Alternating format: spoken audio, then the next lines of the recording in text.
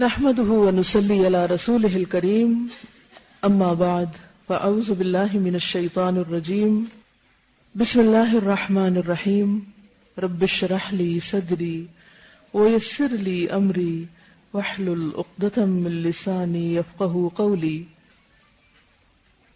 رمضان المبارک کے بعد ذو الحج کا مہینہ اسلامی مہینوں میں نہایت اہمیت کا حامل ہے۔ یہ مہینہ حرمت والے مہینوں میں سے ایک ہے۔ ذو الحجہ کا پہلا عشرہ نیکیوں اور اجر و ثواب کے اعتبار سے عام دنوں کے مقابلے میں بہت ہی اہم ہے، جس کی فضیلت قرآن حکیم اور احادیث سے ثابت ہے۔ قرآن مجید میں اللہ سبحانہ وتعالی نے سورۃ الفجر میں فرمایا والفجر ولیال عشر، قسم ہے فجر کی اور 10 راتوں کی۔ تو بہت سے مفسرین کے نزدیک لیال عشر سے مراد ذو الحجہ کی ابتدائی 10 راتیں ہیں۔ یہی رائے ابن عباس کی ہے۔ ابن عباس کہتے ہیں، صحیح بخاری میں ہے کہ ان معلوم دنوں سے مراد عشرہ ذو الحج کے 10 دن ہیں، اور ان میں خاص طور پر اللہ تعالیٰ نے اپنے ذکر کا حکم دیا ہے، اپنی یاد کا۔ وَيَذْكُرُ اسْمَ اللَّهِ فِي أَيَّامٍ مَّعْلُومَاتٍ۔ ان 10 دنوں میں کیے جانے والے اعمال اللہ تعالیٰ کو دیگر دنوں کی نسبت زیادہ محبوب ہیں۔ رسول اللہ صلی اللہ علیہ وسلم نے فرمایا، کسی بھی دن کیا ہوا عمل اللہ تعالیٰ کو ان 10 دنوں میں کیے ہوئے عمل سے زیادہ محبوب نہیں۔ تو صحابہ نے پوچھا، اے اللہ کے رسول صلی اللہ علیہ وسلم، جہاد فی سبیل اللہ بھی نہیں؟ آپ نے فرمایا، جہاد فی سبیل اللہ بھی نہیں، ہاں مگر وہ شخص جو اپنی جان اور مال کے ساتھ نکلے اور کچھ واپس لے کر نہ آئے۔ ابن حجر کہتے ہیں کہ ذو الحجہ کے پہلے 10 دن سال بھر سے افضل ہونے کی بڑی وجہ ان 10 دنوں میں مسلمانوں کی تمام تر عبادات، مثلا نماز، روزہ، صدقہ اور حج کا جمع کر دیا جانا ہے۔ ان ایام کے علاوہ سال بھر میں کوئی اور موقع ایسا نہیں جس میں یہ تمام مواقع میسر ہوں۔ رمضان میں ہم باقی کام تو کر لیتے ہیں لیکن حج نہیں کر سکتے، لیکن حج کے یہ دن جو ہیں ان میں حج بھی کرتے ہیں، اور اس کے علاوہ روزے بھی رکھ سکتے ہیں، صدقہ بھی کرتے ہیں، قربانی بھی کرتے ہیں، نفل نماز بھی پڑھتے ہیں عام نمازوں کے علاوہ۔ تو اس اعتبار سے یعنی جتنی بھی عبادتیں ہیں وہ سال کے آخری مہینے کے ان 10 دنوں میں سب اکٹھی ہو جاتی ہیں۔ تو اس اعتبار سے یہ عشرہ سب سے زیادہ فضیلت والا عشرہ ہے۔ لیکن رمضان کی آخری 10 راتیں وہ راتوں کے اعتبار سے افضلیت والی، دن یہ افضل ہیں اور راتیں وہ افضل ہیں، کیونکہ ان میں ایک رات ایسی ہے جو 1000 مہینوں سے زیادہ بہتر ہے۔ عشرہ ذو الحج کی فضیلت کی ایک بڑی وجہ یہ بھی ہے کہ ان میں یوم عرفہ ہے۔ عرفہ کا دن وہ ہے جس دن اللہ تعالیٰ نے ہمارا دین ہمارے لیے مکمل کیا۔ الیوم اکملت لکم دینکم واتممت علیکم نعمتی ورضیت لکم الاسلام دینا۔ اس دن اللہ تعالیٰ اپنے بندوں کو سب سے زیادہ تعداد میں یعنی عدد کے اعتبار سے جہنم سے آزادی دیتے ہیں۔ مسلم کی حدیث میں ہے، قالت عائشۃ ان رسول اللہ صلی اللہ علیہ وسلم قال ما من يوم اکثر من ان يعتق اللہ فیہ عبدا من النار من یوم عرفہ وانہ لیدنو ثم یباہی بہم الملائکہ فیقول ما اراد هؤلاء۔ ام المومنین حضرت عائشہ رضی اللہ تعالی عنہا کہتی ہیں کہ رسول اللہ صلی اللہ علیہ وسلم نے فرمایا، کوئی دن ایسا نہیں جس دن اللہ تعالیٰ اپنے بندوں کو اتنی کثیر تعداد میں آگ سے نجات دیتے ہوں جتنا کہ عرفہ کے دن۔ اس روز اللہ اپنے بندوں کے بہت قریب ہوتا ہے۔ وَأَنَّهُ لَيَدْنُو، قریب آ جاتا ہے، یعنی ویسے تو اللہ تعالیٰ قریب ہے، جب بھی بندہ اللہ کو پکارے دعا مانگے فَإِنِّي قریب، لیکن اس دن اس کی خاص رحمت بندوں پہ نازل ہوتی ہے، اور بندوں کو بھی اللہ کی قربت عام دنوں کے مقابلے میں زیادہ محسوس ہوتی ہے، خصوصاً وہ لوگ جو عرفہ کے میدان میں ہوتے ہیں۔ اور فرشتوں کے سامنے حاجیوں کی وجہ سے فخر کرتا ہے لَيُبَاهِي بِهِمُ الْمَلَائِكَةُ، اور فرشتوں سے پوچھتا ہے ذرا بتاؤ تو یہ لوگ مجھ سے کیا چاہتے ہیں. حالانکہ اللہ کو خود پتا ہے کہ بندے کیا چاہتے ہیں. تو حج پہ کیا کرنے کے لیے جاتے ہیں؟ کیا چاہتے ہیں؟ گناہ بخشوانے. یعنی اس دن سب سے زیادہ انسان کو کیا فکر ہوتی کہ گناہ بخشے جائیں. اور حج مبرور کس کا حج ہے؟ جو گناہوں سے اس طرح پاک ہو کر آئے جیسے اس کی ماں نے اس کو جنم دیا تھا جس دن، اس دن کی طرح. پھر اسی طرح عرفہ کے دن آپ صلی اللہ علیہ وسلم نے وہ مشہور خطبہ بھی دیا جو خطبہ حجۃ الوداع کے نام سے مشہور ہے، اور اس میں بے شمار بہت ہی عمدہ قسم کی نصیحتیں اپنی امت کو فرمائی. بلکہ صرف امت کے لیے نہیں، پوری انسانیت کے لیے وہ ایک زبردست حقوق انسانی کا منشور ہے. انہی دنوں میں یوم النحر بھی ہے، 10واں دن.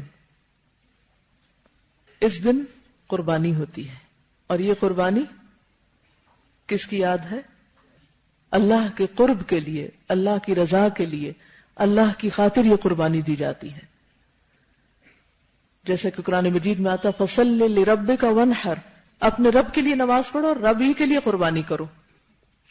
تو غیر اللہ کے نام پہ قربانی نہیں کرنی چاہیے، وہ شرک میں شامل ہو جاتا ہے، اور اس کا کھانا بھی حرام ہے، جیسے مردار کا کھانا یا سور کا کھانا. اس دن کے بارے میں بھی رسول اللہ صلی اللہ علیہ وسلم نے فرمایا 10ویں دن کے بارے میں کہ اللہ تعالیٰ کے نزدیک سب سے فضیلت والے دن یوم النحر اور یوم القر 11 ذو الحج قیام منا میں ہے. یعنی منا میں جو قیام کے دن ہے وہ بھی فضیلت والے دن ہے، ایام تشریق، لیکن خاص طور پر یوم النحر اور یوم القر. قر 11ویں دن کو کہتے ہیں اور نحر 10ویں دن کو. اب آپ دیکھیے کہ اللہ تعالیٰ جس کو توفیق دے حج کی، اس کو چاہیے کہ وہ ان دنوں میں حج کرے. اور حج کیونکہ تمام عبادات کو ایک طرح سے جمع کر دیتا ہے یا حج کے دن، تو اس لیے ہر انسان، ہر بندہ مومن کے دل میں اس کی تڑپ ہونی چاہیے، اور اس کے لیے خصوصی دعا بھی کرنی چاہیے کہ اللہ تعالیٰ ہمیں اپنے گھر بلائے. ابن عمر کی روایت میں ہے نبی صلی اللہ علیہ وسلم نے فرمایا غازی اللہ کے راستے میں لڑنے والا، حج کرنے والا اور عمرہ کرنے والا اللہ کے وفد ہیں. یعنی اللہ نے ان کو بلایا ہے، اللہ انہیں بلاتا ہے، وہ اسے قبول کرتے ہیں. یعنی اللہ تعالیٰ ان کے دل میں خیال ڈالتا ہے، ان کو توفیق دیتا ہے، اور وہ اس کے راستے میں نکل چلتے ہیں. وہ اس سے مانگتے ہیں اور وہ انہیں دیتا ہے. گویا حج کے سفر میں صرف عرفہ ہی کا دن دعا کا نہیں، بلکہ جب سے حج کا سفر شروع ہو جائے اس وقت سے دعائیں کرنا شروع کر دینا چاہیے، کیونکہ آپ اب اللہ کے مہمان ہیں اور اب آپ کی دعائیں اللہ سنے گا. لہذا ہم میں سے ہر ایک کو اس بات کی تمنا دل میں رکھنی چاہیے، نیت رکھنی چاہیے، شوق رکھنا چاہیے کہ اللہ تعالیٰ ان دنوں کا سب سے افضل ترین عمل کرنے کی توفیق دے. لیکن اگر کسی وجہ سے آپ نہ جا سکیں تو بھی آپ محروم نہیں. ان دنوں کے خاص اعمال کی طرف توجہ دیں اور ان دنوں کو زیادہ سے زیادہ عبادت میں گزاریں. ان دنوں کی افضل ترین عبادت کیا ہے جو خود نبی صلی اللہ علیہ وسلم نے بتا دی؟ فرمایا کوئی دن اللہ تعالیٰ کے ہاں ان 10 دنوں سے زیادہ عظمت والا نہیں، اور نہ ہی کسی دن کا عمل اللہ تعالیٰ کو ان 10 دنوں کے عمل سے زیادہ محبوب ہے.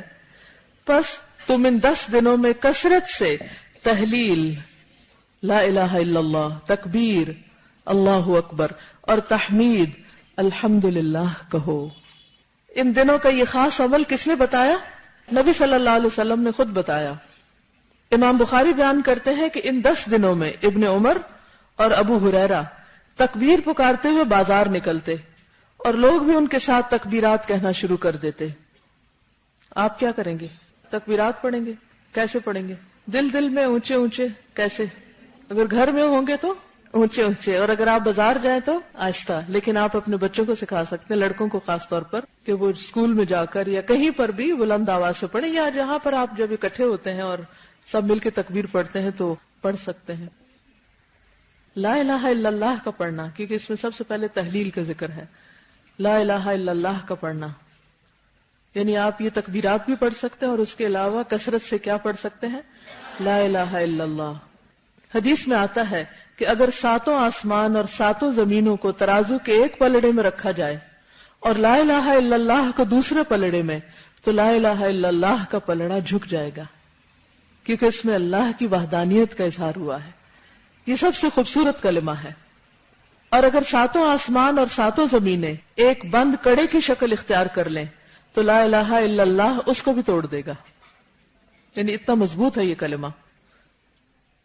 العروۃ الوثقی لا انفصام لہا، یہ کیا ہے؟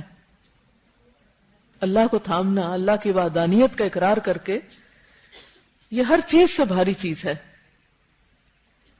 پھر اسی طرح لا الہ الا اللہ جب انسان کے دل پہ کوئی گھبراہٹ ہو، کوئی غم ہو، کوئی خوف ہو، تو اسے کثرت کے ساتھ لا الہ الا اللہ پڑھنا چاہیے۔ 7 دفعہ پڑھیے، لا الہ الا اللہ، لا الہ الا اللہ، لا الہ الا اللہ، لا الہ الا اللہ، لا الہ الا اللہ، لا الہ الا اللہ، لا الہ الا اللہ۔ کیسا فیل ہو رہا ہے؟ دل کی کیفیت بدلتی ہے نا؟ آپ تجربہ کر کے دیکھ لیجئے۔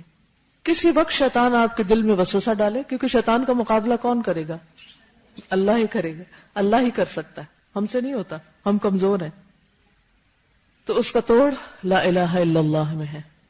جس وقت کو خوف دلائے، پریشان کرے، کسی بھی چیز کے بارے میں، مستقبل کے بارے میں، اولاد کے بارے میں، لوگوں کے بارے میں، کہ وہ تمہارا حاسد ہے، وہ تمہیں نقصان دے گا، وہ فلاں تمہارے لیے ایسا کر دے گا، ویسا کر دے گا، نہیں، کسی چیز سے پریشان ہونے کی ضرورت نہیں۔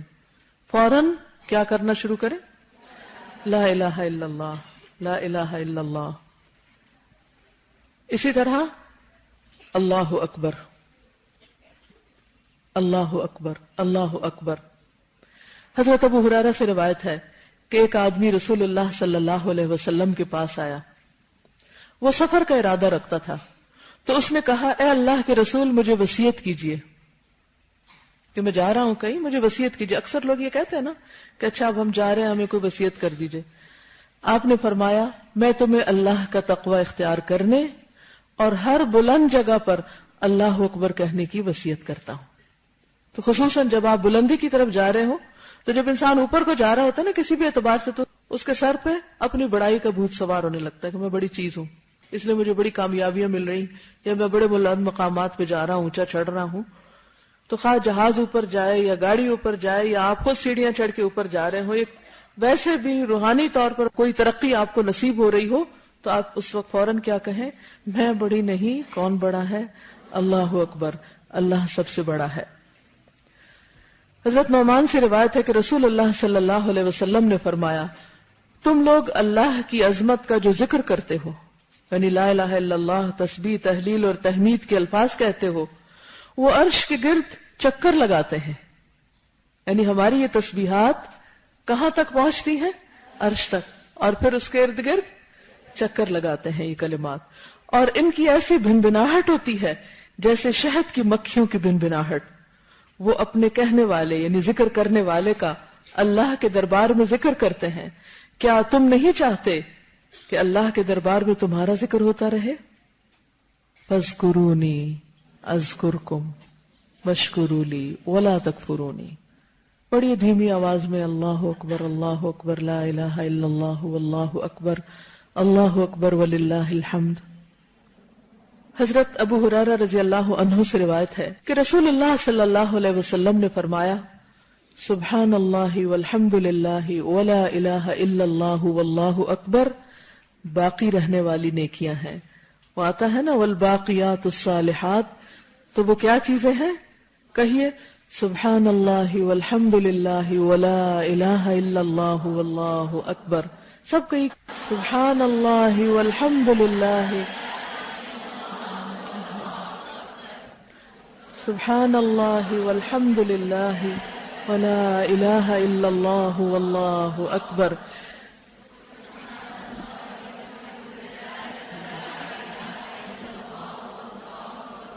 حضرت عبداللہ بن مسعود رضی اللہ عنہ سے روایت ہے کہ رسول اللہ صلی اللہ علیہ وسلم نے فرمایا، جیسے اللہ نے تمہارے درمیان تمہارا رزق تقسیم کیا ہے، ویسے ہی تمہارے درمیان تمہارا اخلاق تقسیم کیا ہے، ویسے ہی تمہارے درمیان تمہارا اخلاق تقسیم کیا ہے. آپ نے دیکھا ہوگا کچھ لوگ بہت ہی با اخلاق ہوتے ہیں اور کچھ لوگ بس درمیانی درجے اور کچھ تو گئے گزرے. اور بے شک اللہ تعالیٰ مال اس کو بھی دیتا ہے جس سے محبت کرتا ہے. یعنی ضروری نہیں کہ جس کے پاس مال ہے وہ اللہ کا ناپسندیدہ ہے. اللہ کے پسندیدہ بندوں کے پاس بھی مال ہو سکتا ہے. اور اس کو بھی دیتا ہے جس سے محبت نہیں کرتا. یعنی مال دونوں طرح کے لوگوں کو دیتا ہے، مگر ایمان صرف اس کو دیتا ہے جس سے محبت کرتا ہے. ایمان اس کو دیتا ہے جس سے وہ محبت کرتا ہے. تو جو بچائے اپنے مال کو خرچ کرنے سے، یعنی اس کے دل میں پھر یہ ہو کہ ہے خرچ کرنے سے کم ہو جائے گا، نہ خرچ کر پائے، اور دشمن سے مقابلہ کرنے سے ڈرتا ہو، اور خوف کھائے رات سے کہ وہ پریشان کرے گی، یعنی رات کے اندھیرے سے اس کو ڈر لگتا ہو، وہ شخص اس قول کی کثرت کرے. کیا؟ لا الہ الا اللہ سبحان اللہ والحمد للہ واللہ اکبر. کہیے لا الہ الا اللہ سبحان اللہ والحمد للہ واللہ اکبر. معنی اس کا کیا ہے کہ جو شخص مال خرچ نہ کر پائے، دل کا تنگ ہو، زیادہ نہ دے سکے، یا جس میں دشمن کا مقابلہ کرنے کی طاقت نہ ہو. بعض اوقات ایسے لوگ ہوتے ہیں نا دشمن کے آپ کی رینج سے باہر ہیں، یا پھر رات سے ڈرتا ہو. اندھیرے سے کس کس کو ڈر لگتا ہے؟ ہم میں سے بہت سے لوگوں کو ڈر لگتا ہے. تو جب رات کی تنہائی ستائے، اندھیرا ستائے، ڈر لگے، خوف آئے، خصوصاً رات کو گھر سے اگر باہر کسی وجہ سے نکلنا پڑے، تو اس وقت کیا پڑھیں؟ لا الہ الا اللہ سبحان اللہ والحمد للہ واللہ اکبر. حدیث میں آتا ہے کہ جب بھی سورج طلوع ہوتا ہے اللہ تعالیٰ کی ہر مخلوق اس کی تسبیح بیان کرتی. آپ نے دیکھا ہوگا پرند چرند سب اٹھ کے صبح سویرے اپنی اپنی زبان میں تسبیح کرنے لگتے ہیں. ایک منظر ہوتا ہے دیکھنے اور سننے والا. یوں لگتا ہے سوئے ہوئے پودے بھی اٹھ رہے ہیں، کھڑے ہو رہے ہیں، سیدھے ہو رہے ہیں، لہلہا رہے ہیں. لیکن شیطان اور اولاد آدم میں آتے قسم کے لوگ نہیں کرتے. میں نے سوال کیا کہ اولاد آدم میں آتا قسم کے لوگ سے کیا مراد ہے؟ آتا تا توئے سے نہیں، ٹھیک ہے. آپ صلی اللہ علیہ وسلم نے فرمایا بدترین انسان سرکش انسان، یا فرمایا اللہ کی مخلوق میں سے بدترین کو آتا کہتے ہیں. وہ نہیں ذکر کرتے، یا وہ سوئے رہتے ہیں، یا جاگے بھی تو کوئی گانے گنگنانے لگتے ہیں، یا پھر فضول باتوں میں لغویات میں لگ جاتے ہیں. آپ نے دیکھا ہوگا کہ صبح سویرے کچھ لوگوں کو باتیں کرنے کی بہت عادت ہوتی ہے. سویرے سویرے گھر میں لڑائی جھگڑا فساد، آپس میں ایک دوسرے سے گرمبل کرنے لگتے ہیں. گھر میں نہ تلاوت گونجتی ہے، تلاوت کی آوازیں نہیں گونجتی، کوئی ذکر اذکار نہیں ہوتا، کوئی اللہ کی تسبیح نہیں ہوتی، کوئی غور و فکر نہیں ہوتا، بس صبح سویرے چیخم دھاڑ شروع ہو جاتی. یہ کس چیز کی علامت ہے؟ سرکش انسان ہونے کی، بدترین انسان ہونے کی. تو ہم سب کو اپنے گھروں کا کلچر بدلنا ہے. کیا کرنا ہے؟ صبح بلند آواز سے تلاوت کیا کریں. ایک گونج ہونی چاہیے اس تلاوت میں کہ گھر کا گوشہ گوشہ اس کو سنے. ذکر کریں، صبح شام کے اذکار پڑھیں، تسبیحات کریں، اور اللہ کی باقی مخلوق کے ساتھ اللہ کی تسبیح میں شریک ہو جائیں. ان دنوں میں خاص طور پر ذوالحج کے جو دن ہیں، ان میں جو پسندیدہ ترین ذکر ہے وہ تکبیرات وغیرہ ہے، لا الہ الا اللہ ہے. اگر یاد نہ رہے تو آپ کچھ ایسا سیٹ کر لیں کہ تکبیرات کی جو کیسٹ ہے وہ لے کے ابھی سے رکھ لیں، یا پرانی کہیں لی ہوئی یا پہلے سے تو اس کو ڈھونڈ کے نکال کے رکھ لیں. ایک ٹیپ ریکارڈر سیٹ کر لیں اور صبح سویرے اس کو پلے کر دیں. پھر اسی طرح اگر آپ کے پاس انٹرنیٹ کی سہولت ہے تو آپ کیا کر سکتے ہیں کہ لیپ ٹاپ کے اندر آپ یوٹیوب سے یا کسی بھی جگہ سے حرم کی تکبیرات یا مختلف طرح کی تکبیرات ان کو ڈاؤن لوڈ کر لیں. الہدا کی ویب سائٹس پہ بھی ڈالی ہوئی ہیں، تو آپ ان کو کلک کر دیں اور وہ چلا دیں. ہوتا یہ کہ صبح سویرے جو کلمہ ہم سنتے ہیں وہ سارا دن پھر خود بخود دہرانے لگتے ہیں. ایک عجیب چیز ہوتی ہے. پھر اسی طرح یہ ہے کہ یہ جو تسبیحات ہیں یہ عمر میں اضافے اور برکت کا ذریعہ بھی ہیں. یہ ذکر بڑی فضیلت والے ہیں. رسول اللہ صلی اللہ علیہ وسلم نے فرمایا اس مومن سے زیادہ اللہ کے نزدیک کوئی افضل نہیں جس نے اسلام میں اپنی تسبیح، تکبیر اور تحلیل کی وجہ سے لمبی عمر پائی. یعنی تسبیحات کی وجہ سے اس کی عمر لمبی ہوئی، اس میں اضافہ ہوا یا برکت ہوئی. ام ہانی رضی اللہ عنہا فرماتی ہیں کہ میں رسول اللہ صلی اللہ علیہ وسلم کی خدمت میں حاضر ہوئی اور عرض کیا، اے اللہ کے رسول صلی اللہ علیہ وسلم، مجھے کوئی عمل بتائیے کیونکہ میں عمر رسیدہ، ناتواں اور بھاری بدن والی ہو گئی ہوں. عمر زیادہ ہو گئی ہے، جسم پھول گیا ہے اور ویسے کمزوری لاحق ہو گئی ہے. یعنی مشقت والی عبادت اب نہیں کر سکتی، زیادہ نفل نہیں پڑھ سکتی یا طواف یا عمرہ وغیرہ نہیں کر سکتی. فرمایا 100 بار اللہ اکبر کہا کرو، 100 بار الحمدللہ کہا کرو، 100 بار سبحان اللہ کہا کرو.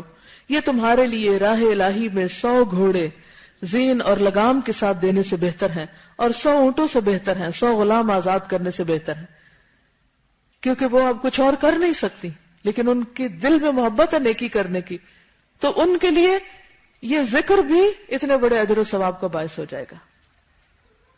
اگر آپ کے پاس 100 گھوڑے نہیں اللہ کے راستے میں دینے کو، بہت مال نہیں ہے خرچ کرنے کو، تو پھر کیا کرنا چاہیے؟ ذکر الہی کی کثرت.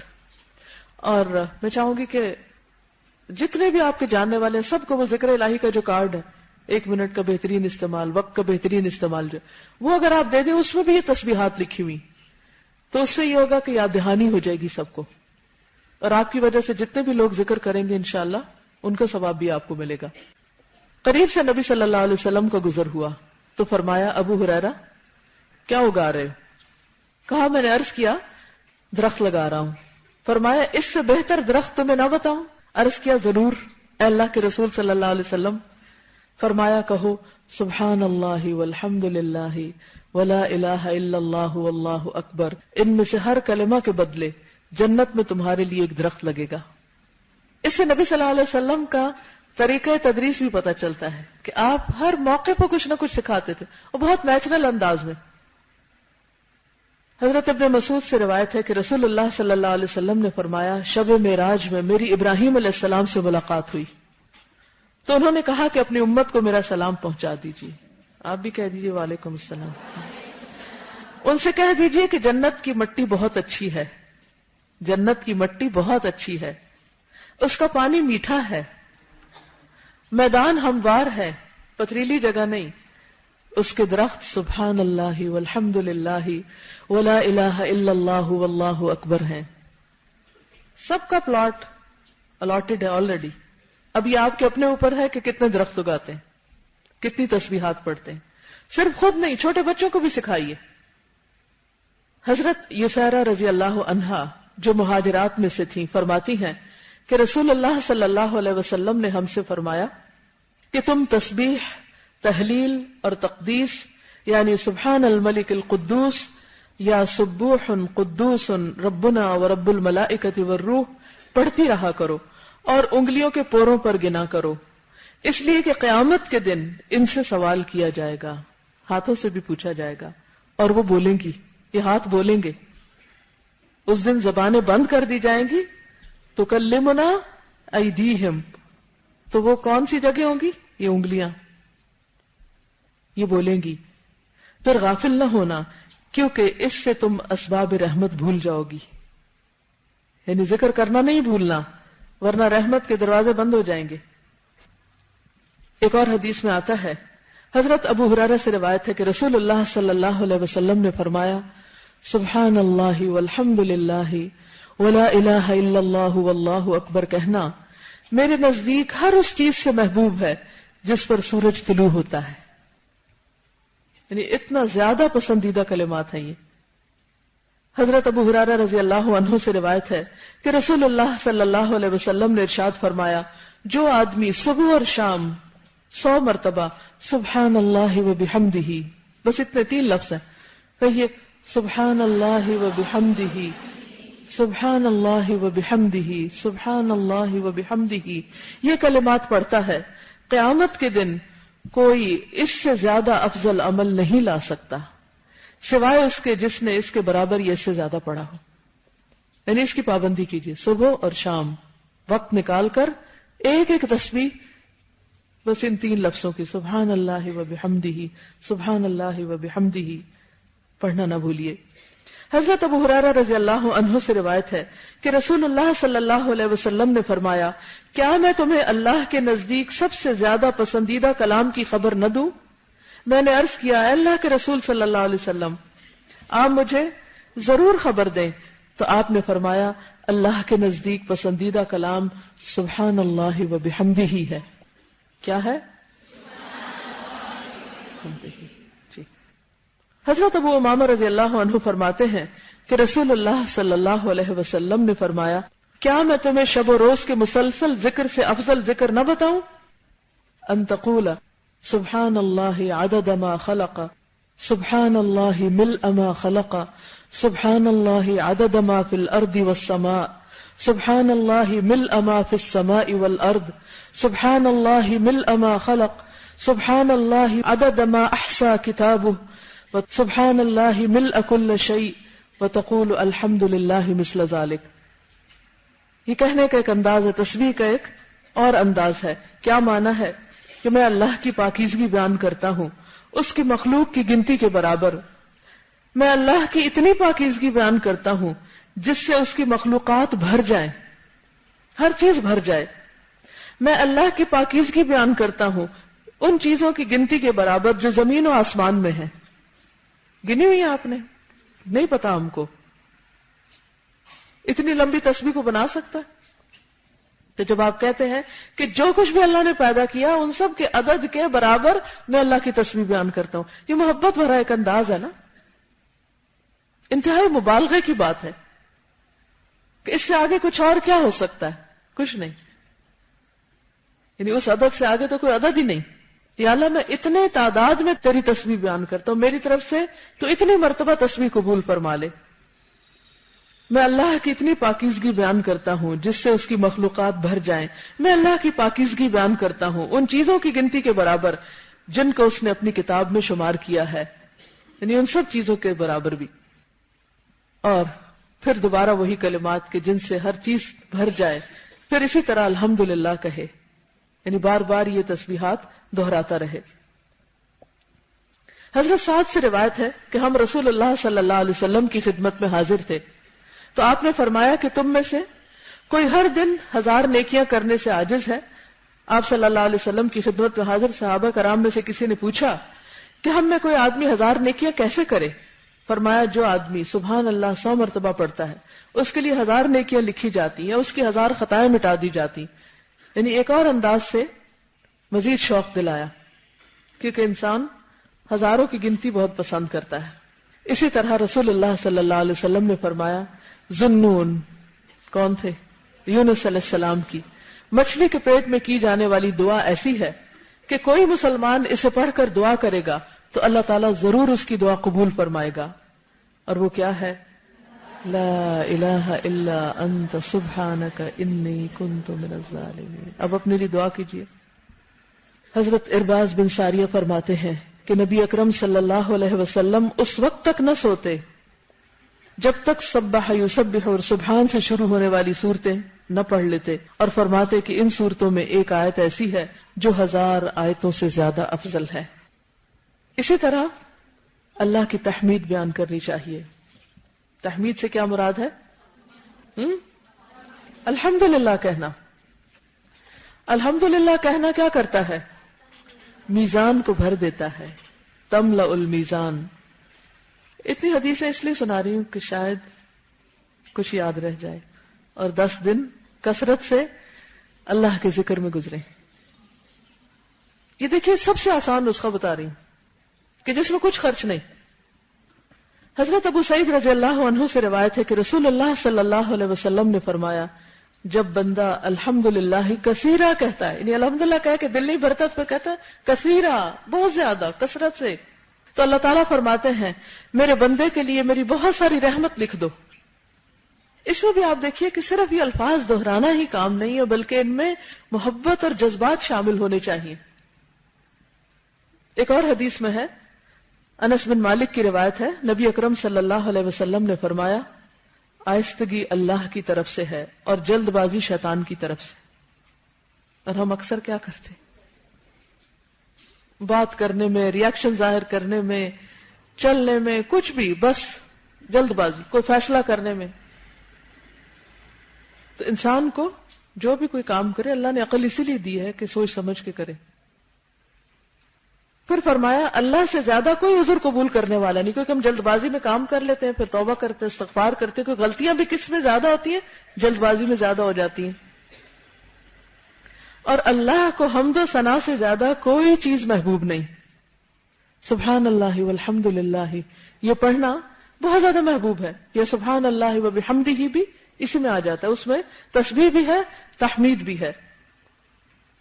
اسی طرح یہ ہے کہ جب آپ خوش ہوں تب بھی الحمدللہ پڑھیں، اور اگر کوئی تکلیف پہنچے تب بھی الحمدللہ.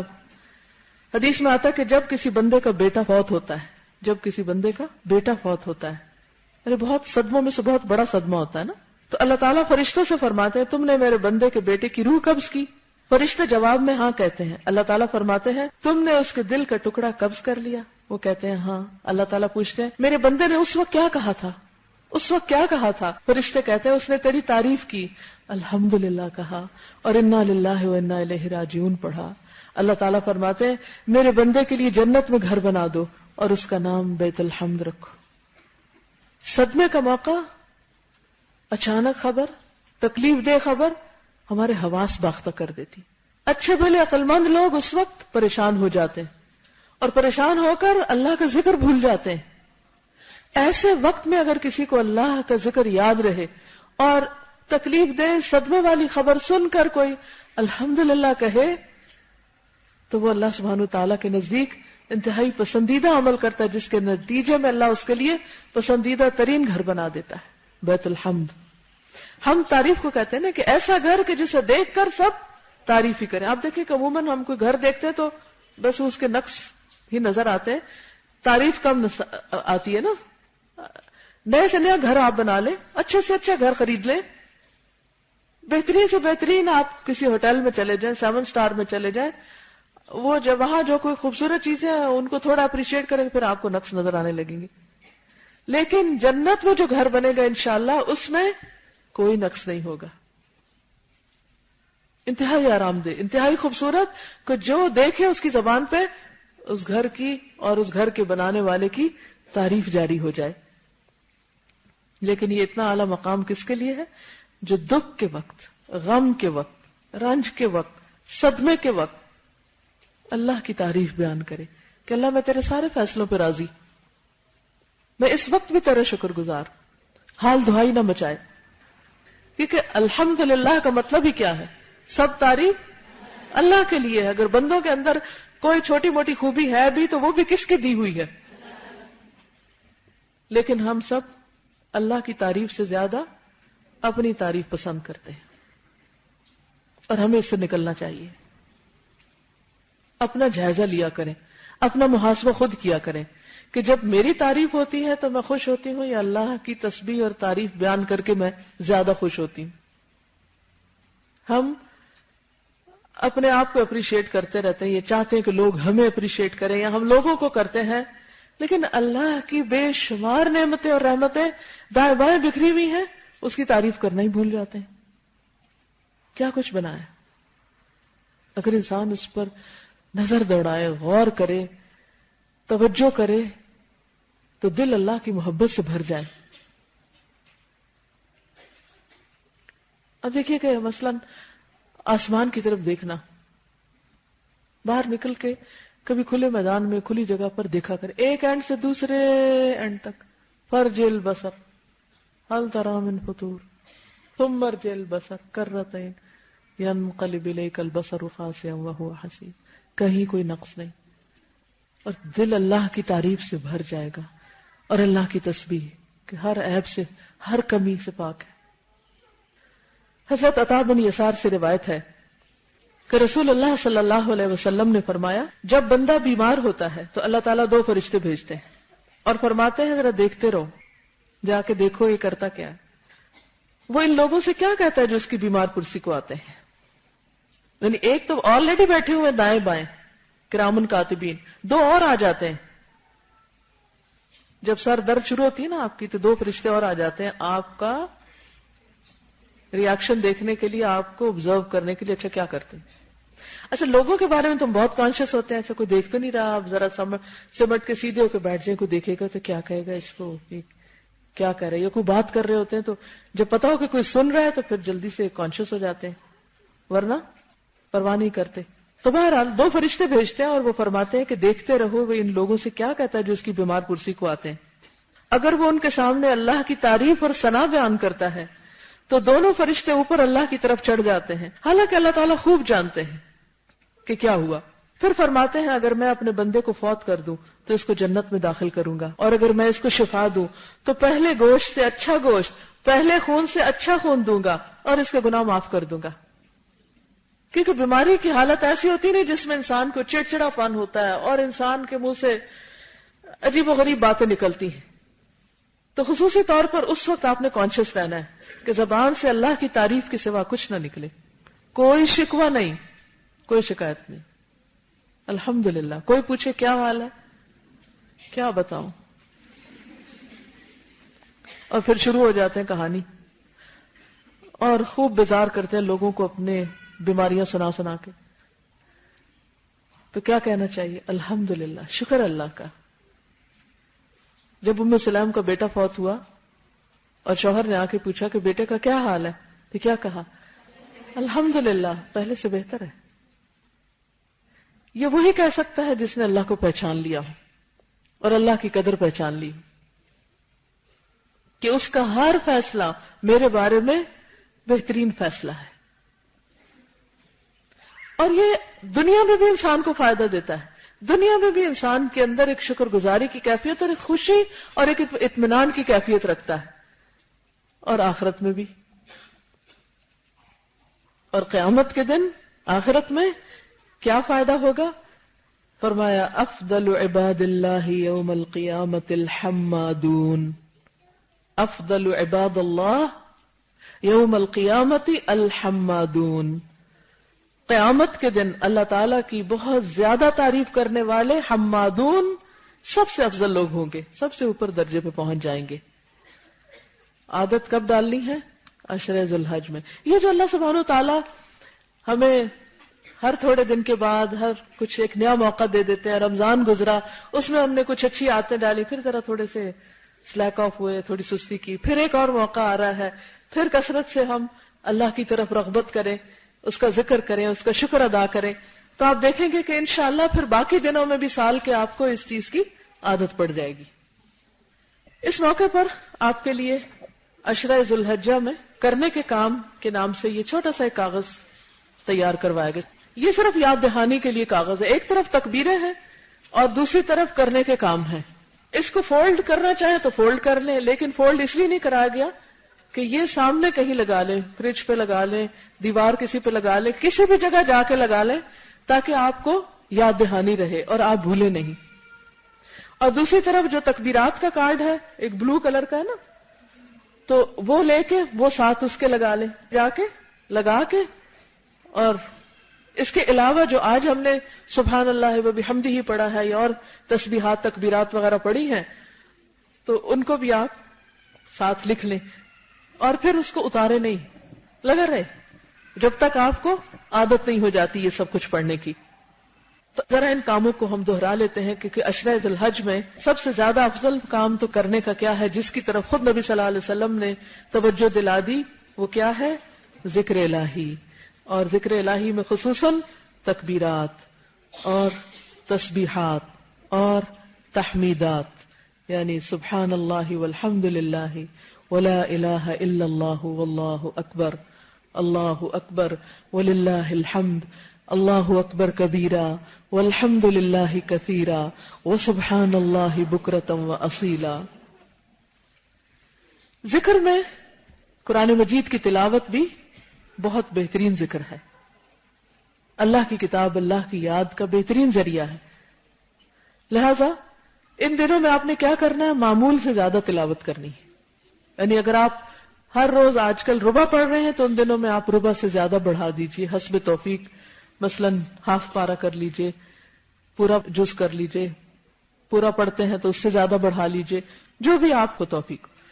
پھر اسی طرح یہ ہے کہ کوشش کریں کہ قرآن مجید کی تلاوت بھی آپ سنتے رہیں، خصوصاً جب آپ کوئی گھر کا کام کاج کر رہے ہیں.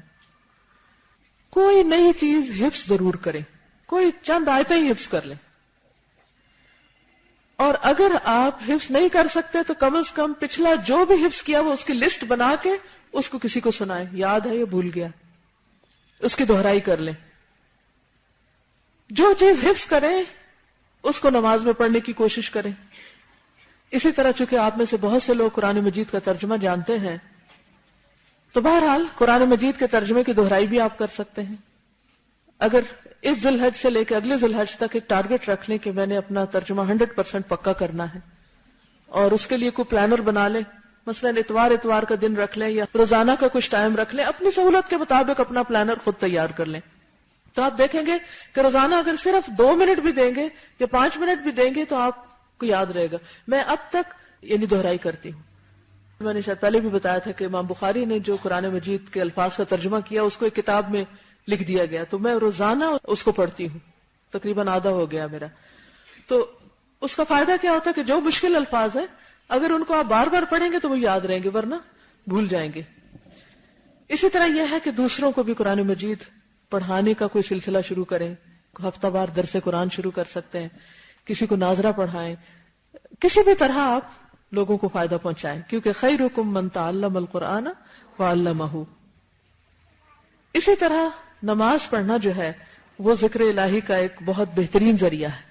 اقم الصلاۃ ان الصلاۃ تنہی عن الفحشاء والمنکر ولذکر اللہ اکبر. تو اس کا ایک معنی یہ بھی کیا جاتا ہے کہ نماز اللہ کے ذکر کا سب سے بڑا ذریعہ ہے، کیونکہ آپ سارے کام کاج چھوڑ کے، ہر ایک کو چھوڑ کے اللہ کے پاس پہنچتے ہیں اور وہاں خاموشی کے ساتھ اور دل لگا کر اللہ کو یاد کرتے ہیں. لیکن کم بخت دشمن وہاں بھی پہنچ جاتا اور وہ سب اور ساری باتیں یاد کرواتا سوائے اللہ کے ذکر کے، تو وہاں ہوتے ہوئے بھی اللہ کا ذکر نہیں کر پاتے. تو اس کی طرف بھی آپ نے توجہ کرنی ہے کہ اپنی نمازوں کے اندر خشوع و خضوع پیدا کریں. اول وقت میں نماز کی کوشش کریں اور مسواک کی پابندی کریں. اگر اس ذی الحج میں مسواک کی عادت ہو جائے تو کیا ہی اچھا ہے. پھر اسی طرح اگر اللہ تعالیٰ تہجد کی توفیق دے تو معمول سے زیادہ اس میں قرات کریں. اور نمازوں میں چاشت کی نماز، اشراق اور نوافل اور خصوصاً عید کی نماز پڑھنا نہ بھولیں. اس کے لیے بھی سے پلان کر لیں کہ کہاں جانا ہے. یہ نہ ہو کہ سڑک پر گھومتے ہی اچھا اس مسجد جائیں یا وہاں جائیں اور لیٹ ہی نہ ہو جائے اور ایک جگہ پہنچے تو ختم ہو جائے، اچھا چلے وہاں چلتے اور وہاں جائیں تو وہاں بھی ختم. تو یہ بہت بڑے اجر سے انسان محروم ہو جاتا ہے اگر وقت پر اس کا بندوبست نہ کرے. عموماً کیا ہوتا ہے آپ خود تو تیار ہو جاتے ہیں، کیا مشکل ہوتی ہے گھر والوں کی. ان کے ذہن پہلے سے ہی تیار کرنا شروع کر دیں، عید کے دن ہم اتنے بجے نکل جائیں گے. کیونکہ یہ میرا اپنا تجربہ ہے کہ جس چیز کے لیے میں بچوں کو قبل از وقت وارننگ دینا شروع کرتی ہوں، جب وقت آتا ہے تو کچھ ہو ہی جاتا ہے. لیکن اگر عین اس وقت آپ ان کے سر پہ جاؤ شور مچائیں عید کے دن تو وہ پھر بدمزگی کے سوا کچھ نہیں ہوگا. پھر ذکر اور دعا، صبح شام کے اذکار کی پابندی، کثرت سے استغفار. قرآنی اور مسنون دعاؤں کی جو کتاب ہے، نیا ایڈیشن بھی آ چکا ہے، اگر آپ کے پاس نیا نہیں تو نیا لیں کیونکہ اس میں نئی دعائیں بھی ہیں. تو کوشش کریں کہ وہ روزانہ ایک دفعہ پوری جگہ، روزانہ نہیں بھی ہو سکتا تو کم از کم ان 10 دنوں میں ضرور مانگ لیں. خصوصاً اگر آپ روزہ رکھ رہے ہیں تو پھر روزے کے دوران درود شریف پڑھیں، مقبول اوقات میں دعائیں مانگیں، مقبول دعاؤں کا کارڈ جو ہے اس کو پڑھیں، نئی دعائیں یاد کریں. تو نماز کے علاوہ جو بہت اہم عبادت ہے اس عشرے کی وہ روزے رکھنا، خصوصاً 9 ذی الحج کا روزہ. رسول اللہ صلی اللہ علیہ وسلم سے یوم عرفہ کے روزے کے بارے میں پوچھا گیا تو آپ نے فرمایا یہ گزشتہ سال اور آئندہ سال کے گناہوں کا کفارہ ہے. ایک اور روایت سے پتہ چلتا ہے کہ رسول اللہ صلی اللہ علیہ وسلم 9 ذی الحج، یوم عاشورہ اور ہر ماہ میں سے 3 دن روزہ رکھتے تھے، ایام 20 کے روزے. سوموار اور جمعرات کا روزہ جو ہے وہ بھی مسنون ہے. لیکن اگر آپ حج پہ جا رہے ہیں تو پھر عرفہ کے دن کو روزہ نہیں رکھیے گا، کیونکہ نبی صلی اللہ علیہ وسلم نے اس دن یہ روزہ نہیں رکھا. اصل میں یہ کہ عرفہ کے لوگ تو اپنے اور مزوں میں مشغول ہوتے ہیں، فی شغل فاکہون، لیکن ہم لوگ جو پیچھے ہیں وہ اس دن روزہ رکھ کے کثرت سے ذکر اور دعا میں مشغول رہیں. اس دن خصوصی طور پر زیادہ وقت عبادت کے لیے نکالیں، عید شاپنگ کے لیے نہیں. پھر اسی طرح آپ دیکھیے کہ قضا روزے اگر آپ کے رہتے ہیں تو پہلے وہ رکھ لیجئے، اور 9 ذی الحج کا روزہ جو ہے وہ آپ 9 ذی الحج کا رکھیے. اب ایک سوال اور آئے گا، اپنا 9 ذی الحج یا وہاں کا 9 ذی الحج؟ تو میں کہتی جھگڑے ہی ختم، دونوں دن رکھ لیں، کیا مشکل ہے، تاکہ شک ہی نہ رہے، دوہرا ثواب کمائیں. اللہ نے آپ کو 2 موقع دیے، اس کو پازیٹیولی لیں. پھر اسی طرح یہ ہے کہ ان دنوں میں خصوصی طور پر صدقہ خیرات، عشرہ ذی الحج میں خصوصاً اگر آپ کی زکوٰۃ کچھ رہتی ہے یا 1 مہینے بعد ڈیو ہے یا رمضان میں آپ کسی وجہ سے نہیں نکال سکے تو ان دنوں میں آپ دے سکتے ہیں، کیونکہ ان دنوں کا عمل بہت زیادہ محبوب ہے اللہ تعالیٰ کو، تو فرائض کی ادائیگی اور بھی زیادہ محبوب ہوتی ہے. پھر پسندیدہ چیز اللہ کے راستے میں دیں. اور آپ کو معلوم ہوگا کہ الہدا میں انشاءاللہ عید بازار بھی لگ رہا ہے، تاکہ وہ لوگ جو مہنگے داموں چیزیں نہیں خرید سکتے تو جن لوگوں کے گھروں میں فالتو چیزیں رکھی ہوئی ہیں وہ نکال کے لے آئیں، تاکہ دوسرے لوگ ضرورت کے مطابق خرید سکیں، اور باہر سے بھی لوگ آ کے خرید سکتے ہیں انشاءاللہ. تو زیادہ ضرورت اشیاء بھی خرچ کریں، دے دیں، مال بھی دیں اللہ کے راستے میں، پسندیدہ مال خرچ کریں. اور خصوصاً کس کا اہتمام؟ قربانی کا. قربانی کا لفظ کیا ہے؟ قرب سے نکلا ہے، اور یہ کس لیے لازم کی گئی ہے؟ تاکہ ہم اللہ کا قرب حاصل کریں، اللہ کی خوشنودی کے لیے. اور قربانی خصوصاً اللہ کی رضا کے لیے اور اللہ کا قرب چاہنے کے لیے، کسی شہرت کے لیے نہیں، اور اللہ کے ساتھ اپنی محبت کے اظہار کے لیے. اور یہ بھی یاد رکھیے کہ اللہ کو نہ ان جانوروں کا خون پہنچتا ہے اور نہ گوشت، اس کو کیا پہنچتا ہے؟ تقویٰ. اور تقویٰ دل میں اللہ کی محبت، اللہ کے قرب کے احساس کا نام ہے، اور اللہ کا ڈر بھی ساتھ ہی آ جاتا ہے کہ جس کی وجہ سے آپ برے کام چھوڑ دیتے ہیں. اور قربانی جو ہے وہ ہر امت پہ فرض رہی ہے. لِكُلِّ أُمَّةٍ جَعَلْنَا مَنْسَكًا هُمْ نَاسِكُوهُ. اور خصوصاً ابراہیم علیہ السلام نے تو اعلیٰ ترین مثال قائم کی.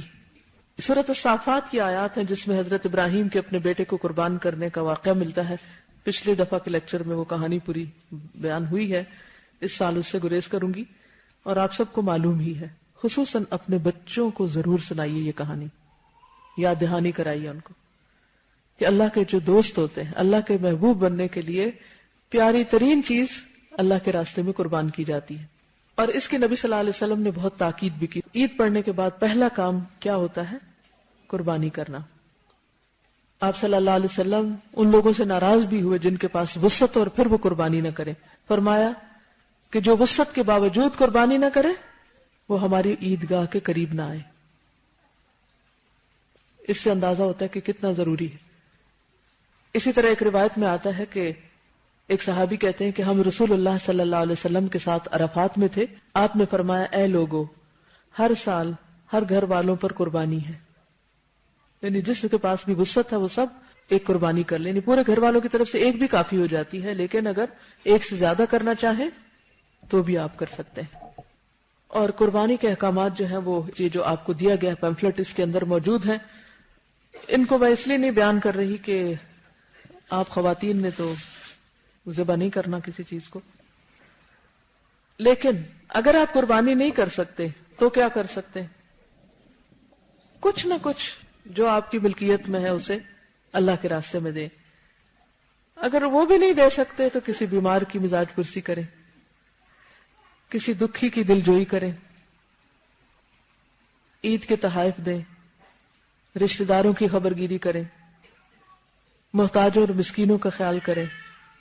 یعنی کوئی نہ کوئی مالی یا جانی قربانی ضروری ہے. اس کے علاوہ بھی آپ دیکھیے کہ نیکی کے کسی موقع کو ضائع نہیں کرنا چاہیے، کیونکہ چھوٹی یا نیکی کوئی بھی آپ چھوٹی یا بڑی کوئی بھی نیکی آپ ان دنوں میں کریں گے تو وہ کیا قرار پائے گی؟ عام دنوں کے مقابلے میں زیادہ باعث اجر و ثواب ہوگی. ان نیکیوں میں ایک طرف جہاں اچھے اچھے کام کرنا ہے وہاں دوسری طرف اپنے آپ کو برائی سے بچانا بھی ہے، لغو باتوں سے بچانا ہے، تبھی آپ ذکر کر سکیں گے. دوسروں کی امانتیں لوٹانا ہے. اب خاص طور پہ آپ کی چھٹیاں ہوں گی تو اپنے سارے گھر کی صفائی کریں. اگر کسی کی کوئی چیز آپ کے پاس رہتی ہے، کسی کی کوئی کتاب پڑھنے کے لیے لائے واپس نہیں کی، یا کسی کے کچھ پیسے لوٹانے والے ہیں یا قرضہ ادا کرنے والا ہے یا کوئی وعدہ پورا کرنے والا ہے، تو ان ساری چیزوں کو پڑھیے، کھنگالیے، دیکھیے اور اپنے فرائض کو ادا کیجیے. اسی طرح یہ ہے کہ اچھی کتابوں اور کیسٹس وغیرہ کی تقسیم یہ بھی ایک بہترین ثواب کا کام ہوگا. اسی طرح انگلش میں یہ نیا آیا عشر ذی الحج، جو آپ کے پاس اردو میں ہے، اس کی انگریزی ہے. جو لوگ اردو نہیں پڑھ سکتے، خصوصاً دوسری کمیونٹیز کے لوگ، ان تک آپ اس کو پہنچائیے تحفے کے طور پر. اسی طرح مثلا اگر آپ قربانی کا گوشت بھیج رہے ہیں تو اس کے اوپر بھی آپ ایک پمفلٹ رکھ کے مزید اس کو خوبصورت سجا کے بھیج سکتے ہیں. اردو والا بھی آپ بھیج سکتے ہیں. پھر اسی طرح اب کے تو لوگ چلے گئے حج پر، لیکن آئندہ سال دیکھیے کہ کون کون حج پہ جا رہا ہے، اس کے لیے کتاب تحفے میں دے سکتے ہیں. یہ رہبر حج کا کارڈ ہے، اس میں سٹیپس کے ساتھ سارا لکھا ہوا کہ حج کیسے کرنا ہے، یہ آپ دے سکتے ہیں. اسی طرح خواتین اور حج و عمرہ ایک نئی کتاب آئی ہے جو خصوصاً خواتین کے مسائل سے متعلق ہے. جو عورتیں حج پر جائیں تو یہ آپ ان کو بھیج سکتے ہیں، دے سکتے ہیں، بتا سکتے ہیں. اسی طرح سیریز میں لیکچرز ہیں. ایک لیکچر ذوالحجہ اور قربانی کے موضوع پر جو ابھی میں نے دیا اس سے تھوڑا سا مختلف ہے، اس کے کیسٹس موجود ہیں، دوسروں کو سننے کے لیے بتائیں. کیونکہ عموماً ہمارے یہاں رمضان کا اہتمام بھی ہوتا ہے، محرم میں بھی پتہ چل جاتا ہے محرم آیا، لیکن ان دنوں میں عموماً کیا کہتے ہیں قربانی کی عید، بس بور ہوتے ہیں، کوئی عیدی بھی نہیں ملتی اور سارا دن گوشت ہی کٹتا رہتا ہے، تو وہ اس کی اتنی ویلیو نہیں کرتے اس کو. اور ان دنوں کی فضیلت اور ان دنوں میں جو ہم نیکی کے کام کر سکتے ہیں ان سے محروم رہ جاتے ہیں. تو اس کا ایک کلچر ڈیولپ کریں. اسی طرح یہ کہ اگر آپ حج پہ نہیں بھی گئے تو یہ لیکچر ضرور سن لیں، حج نبوی کا آنکھوں دیکھا حال، تو امیجنیشن میں آپ ساتھ ساتھ ٹریول کریں. اسی طرح لبیک عمرہ ہے، اگر کوئی عمرے پہ جا رہا ہو تو اس کو آپ تحفے میں دے سکتے ہیں. یہ ساری چیزیں آج انشاءاللہ سٹال پر موجود ہوں گی. اسی طرح عمرہ اور حج تیاری اور طریقہ کا یہ آپ گفٹ دے سکتے ہیں لوگوں کو جو جانے والے ہوں. اسی اس سے زیادہ ڈیٹیل میں یہ کیسٹس ہیں. جو جا رہے ہیں ان کو آپ سفر کی دعائیں دے سکتے ہیں. زاد راہ کی یہ انگلش اور اردو میں جو کتاب ہے یہ دے سکتے ہیں. تو نیکی کمانے کے مختلف طریقے اور ذریعے ہیں، آپ اس میں سے جو بھی آپ کو سوٹ کرتا ہو آپ اس کا اہتمام کیجئے. اور اب میں تھوڑا سا وقت سوالوں کے لیے چھوڑوں گی، لیکن اس سے پہلے ایک چھوٹی سی یاد دہانی یہ کرانا چاہوں گی کہ اعمال جو ہوتے ہیں نا وہ دل کے بھی ہوتے ہیں، زبان کے بھی ہوتے ہیں اور سارے اعضاء کے بھی ہوتے ہیں. تو اس سارے لیکچر کو سم اپ کر لیتے ہیں ان 3 کیٹیگریز میں. دل کے اعمال کیا ہیں؟ Actions of the heart. جی، نیت، اللہ پر ایمان، اللہ سے محبت، اللہ پر توکل، اللہ کی طرف بار بار پلٹنا، رجوع کرنا، ہر لمحہ اس کو یاد رکھنا دل میں، اللہ کا تقوی، اللہ سے اچھی امید رکھنا، اچھا گمان رکھنا، اس کی عبادت میں اخلاص رکھنا، اس کے فیصلوں پہ راضی ہونا، مشکل وقت آ جائے تو صبر سے کام لینا، اچھے حالات کے بارے میں پر امید رہنا اور یقین رکھنا کہ اللہ سبحانہ وتعالی بہت اچھا کر سکتا ہے. تو یقین کا کیا معنی ہے؟ اللہ کی ذات پر یقین، کہ جب ہم دعا مانگے تو اس یقین کے ساتھ مانگے کہ اللہ تعالیٰ آپ ہر چیز پہ قادر ہے، آپ کر سکتے ہیں. تو ان دنوں میں جو ذکر کریں گے، جو دعا مانگیں گے، وہ کیسی دعا ہوگی؟ یقین کے ساتھ مانگی ہوئی دعا. پھر اسی طرح اپنے اندر تواضع اور خشوع لانا، یعنی اللہ سبحانہ وتعالیٰ کے آگے عاجزی کا اظہار کرنا، اللہ سے راضی اور خوش ہونا اور شکر ادا کرنا. یہ سب کچھ کیا ہے؟ دل کے اعمال. تو کوئی بھی عمل ان دنوں میں سارے سال کے دنوں سے زیادہ پسندیدہ اللہ کو. تو سب سے پہلے دل کے اعمال کی طرف توجہ کیجیے. دوسرے کیا ہیں؟ زبان کے. وہ کون سے عمل کرنے آپ نے؟ یہ جو ذکر کی قسمیں آپ کو آج بتائیں، خصوصاً تسبیحات، اور برے باتوں سے اور لغو باتوں سے پرہیز کرنا. یعنی جہاں دل کے اعمال میں اچھے عمل کرنا، وہاں برے اعمال سے بچنا، یعنی بدگمانی بندوں کے بارے میں ہو یا اللہ کے بارے میں، اس کو دور کرنا، اور شکوک و شبہات سے نکلنا، شہوات سے باہر آنا، اور زیادہ سے زیادہ اپنے دل کو اللہ کی طرف راغب کرنا. اسی طرح زبان پر بھی جہاں اچھے اذکار لانا ہے وہاں بری باتوں سے پرہیز کرنا. اسی طرح زبان کے اعمال میں قرآن کی تعلیم بھی ہے، پھر امر بالمعروف اور نہی عن المنکر بھی ہے. اللہ کے دین کی مارکیٹنگ کرنا، لوگوں کو کنونس کرنا کہ وہ اللہ کی باتیں جانیں، سیکھیں. دیکھیے، جاننے والے اور نہ جاننے والے برابر نہیں ہوتے. میں ایک واقعہ پڑھ رہی تھی ایک شخص کا. وہ کسی بات پہ پریشان ہوا اور اس نے خود خودکشی کے لیے کوئی چیز کھا لی، کوئی دوا کھا لی، اور اس کو پتا تھا کہ میں نے مرنا ہے، تو گیا اپنے کلب کے دوستوں سے ملنے، کلب گیا، وہاں جا کے کہتا ہے کہ مجھے وسکی دے دو اور آخری بار سب مجھ سے مصافحہ کر لو کیونکہ آدھے گھنٹے بعد میں مرنے لگا ہوں۔ گویا اس نے اپنی موت کو بھی ایک بڑا ہی خوبصورت واقعہ بنا دیا، ایک فن بنا دیا۔ کیوں؟ اس کو نہیں پتا تھا کہ ابھی جو آدھے گھنٹے بعد اس نے مرنا ہے اس کے ساتھ ہوگا کیا، خودکشی کی کیا سزا ہے، اللہ کی نافرمانی میں شراب پیتے ہوئے مرنے کی کیا سزا ہے، اور غفلت میں مرنے کی کیا سزا ہے۔ یہ لا علمی ہے نا، تب لوگ ایسے کام کرتے ہیں۔ جس کے دل میں اللہ کی محبت ہو، جو اللہ کو پہچانتا ہو، فَعَلَمْ أَنَّهُ لَا إِلَهَ إِلَّا هُوَ، اس کا علم ہو، دین کا علم ہو، دین کی سمجھ ہو، کیا وہ ایسی حرکت کر سکتا ہے؟ نہیں کرے گا۔ وہ اللہ کی طرف جاتے ہوئے ڈرے گا، وہ زندگی کے ایک ایک لمحے کی قدر کرے گا کہ اللہ نے مجھے موقع دیا، میں کوئی نیکی کما لوں، میں کیوں اپنے آپ کو ختم کروں۔ وہ کبھی بھی خودکشی نہیں کرے گا۔ تو یہ فرق ہوتا ہے جاننے والے اور نہ جاننے والے میں۔ قُلْ هَلْ يَسْتَوِي الَّذِينَ يَعْلَمُونَ وَالَّذِينَ لَا يَعْلَمُونَ، کہہ دیجئے کیا جاننے والے اور نہ جاننے والے برابر ہوتے ہیں؟ کیسے ہو سکتا ہے کہ آپ دین کا علم حاصل نہ کریں اور آپ اپنے آپ کو کوئی فائدہ پہنچائیں؟ روز بھی چیزیں سیکھتے رہیں تو کم ہے، زندگی بہت چھوٹی ہے اور علم کی کوئی انتہائی نہیں۔ مثلا آج جو کچھ ہم نے سیکھا ہے، کیا اس سے پہلے سیکھا تھا؟ نہیں، میرے اپنے لیے بہت سی چیزیں نئی تھی۔ تو علم کی کوئی انتہا نہیں۔ ہم میں سے کوئی یہ نہیں کہہ سکتا مجھے سب کچھ آگے اور مزید کچھ مجھے سیکھنے کی ضرورت نہیں۔ اب جن لوگوں نے یہ لیکچر نہیں سنا، کیا وہ اس ذوق شوق سے تسبیح کر سکتے ہیں؟ تو ان کو سنوانا، ان کو بتانا بے حد ضروری ہے۔ اگر ہم خود نہیں بتا سکتے تو کوئی کیسٹ لے جا کے کسی کو دے سکتے ہیں، کسی کو کوئی کارڈ دے سکتے ہیں، کسی کو بیٹھ کے ساتھ پڑھوا سکتے ہیں۔ ویسے گھر میں کوئی بزرگ ہیں، آپ کے والد ہیں، کوئی بیمار ہے، ادھر ادھر بچے شور کر رہے ہیں، ان کو ساتھ بٹھا لے کہ چلے ہم سب مل کے تسبیح کرتے ہیں، چلے ہم سب مل کے اللہ کا ذکر کرتے ہیں، ان کو کہلوانا شروع کر دیں۔ تو جاننے والے اور نہ جاننے والے برابر نہیں ہوا کرتے۔ تو اس لیے اس زبان کے ساتھ کیا کیجئے؟ اللہ کے ذکر کے علاوہ اللہ کی باتیں، اللہ کی پسند کی چیزیں دوسروں کو بتائیے، امر بالمعروف کیجئے، نہی عن المنکر کیجئے، قرآن کی باتیں دوسروں تک پہنچائیے۔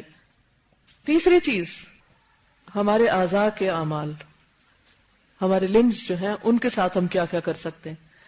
نماز، روزہ، حج، اللہ کے راستے میں نکلنا، بیمار پرسی کرنا، مریضوں کی عیادت کرنا، غریبوں کی مدد کرنا، مخلوق کے ساتھ ہمدردی۔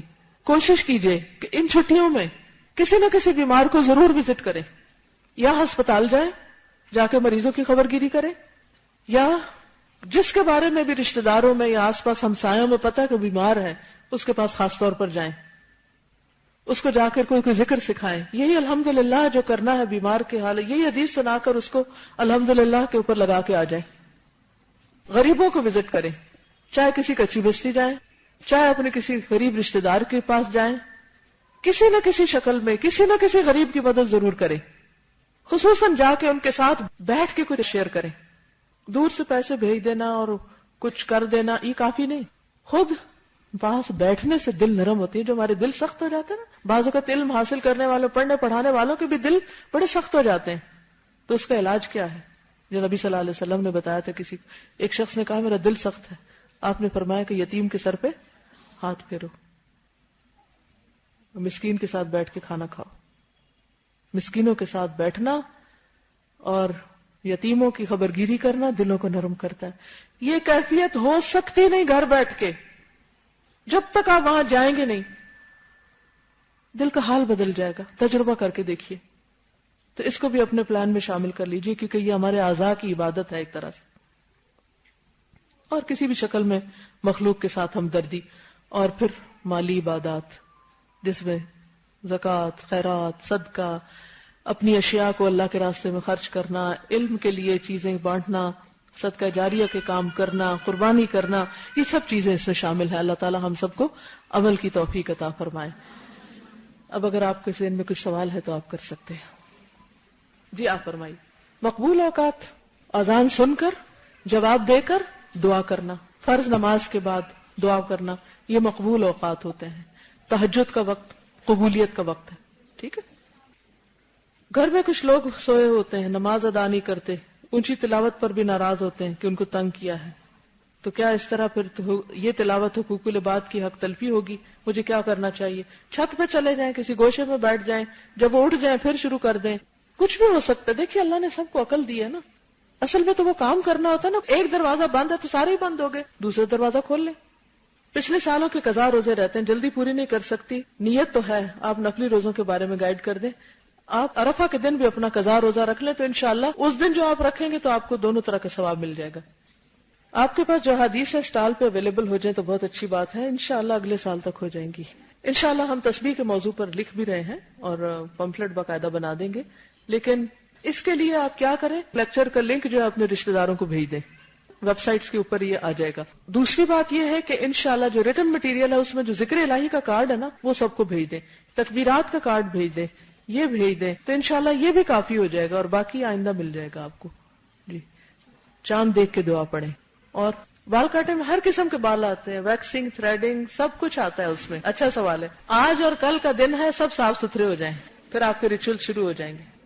باقی یہ ہے کہ اس میں بہت کچھ لکھا ہوا ہے، ایک پیراگراف پڑھے، دوسرا پڑھے، ایک پڑھے، بول کے پڑھنا جو ہے اس سے ساری باتیں اچھی طرح کان بھی سنتے ہیں اور آنکھیں بھی دیکھتے ہیں اور دل بھی یاد کر لیتا ہے۔ گھر والوں کو جا کے پڑھ کے سنائیے، محلے والوں کو سنائیے، خوب اس کا چرچا کیجیے۔ جزاکم اللہ خیرا۔ سبحانک اللہم و بحمدک، نشہد ان لا الہ الا انت، نستغفرک و نتوب الیک۔ السلام علیکم و رحمۃ اللہ وبرکاتہ۔